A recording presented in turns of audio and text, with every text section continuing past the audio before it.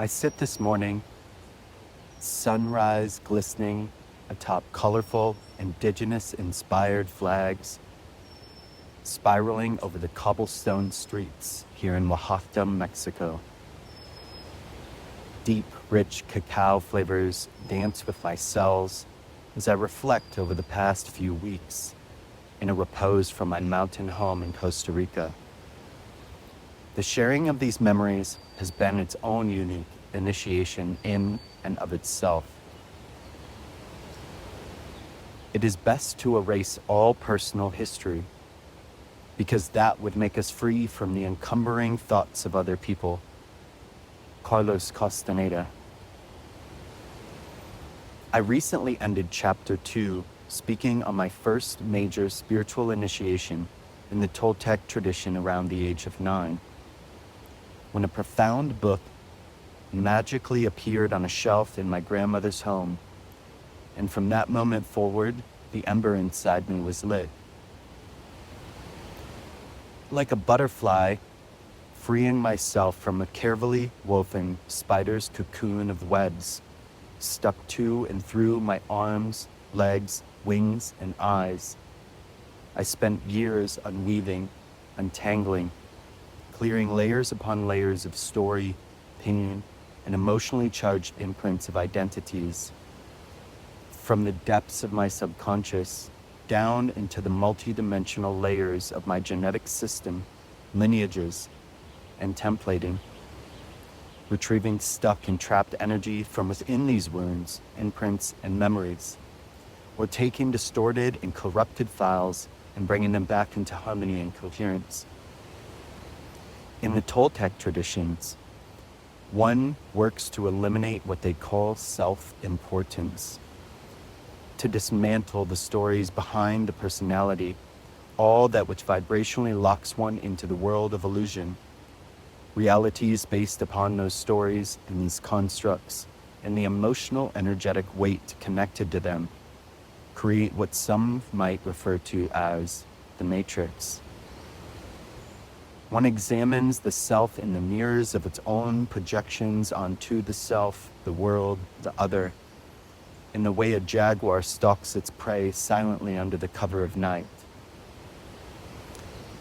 And I did just that, over and over, even coming to face with real mountain lions.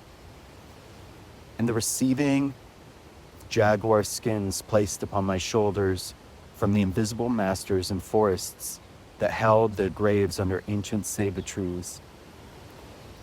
Because you see, these stories and their signatures weighted by emotions, Emoto's messages in water, become like a movie that gets replayed over and over, feeding one's light and inner dialogue into these stories, hardening like wax into the mold of your nervous system. Science refers to this as a decrease in neuroplasticity, the calcification of the flow of plasmas and its currents, damming the rivers of our inner waters from flowing freely throughout the ecosystem.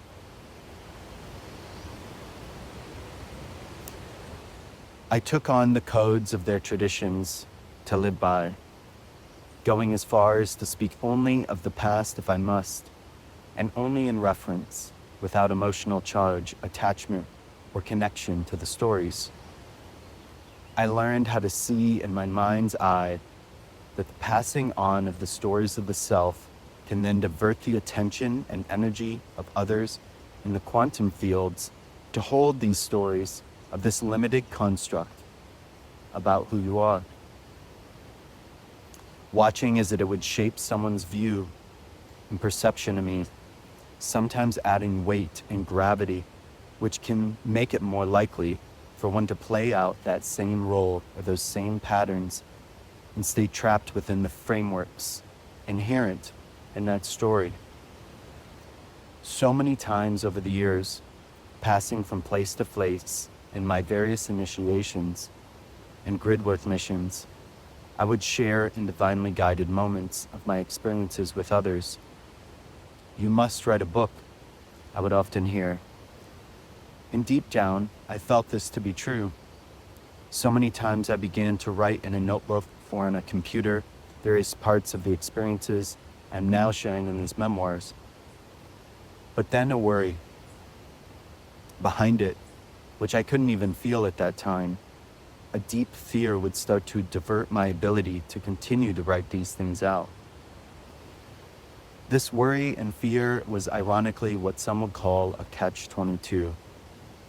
I eventually saw that behind this worry was a fear that sharing these stories would trap me in them. As I had begun to share these memoirs, first in writing them out and then in spoken word, I watch as the vibrations and the connections made during the sharing have acted as a sort of final subtle psychic surgery. The attention to the experiences, the vibration of speaking them out, calling up any last stagnation or places within me that still may be weighted down by it all. As I began to experience this, what came with it was an incredible revelation about the greater story, some call the great work,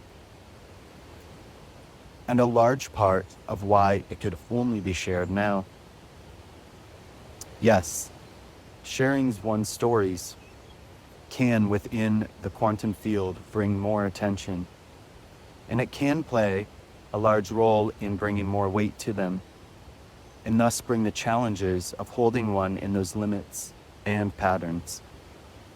However, in a similar way as asking for a group prayer can potentiate the power of those prayers, if the stories that are shared, like mine, actually tell the tale of one's own unraveling into their divine union with infinity itself, then that too can be empowered with witness and intention. In essence, it has become one of my greatest alchemical practices yet. The Toltecs also speak of a practice known as recapitulation. Some modern ways of being might call this parts work.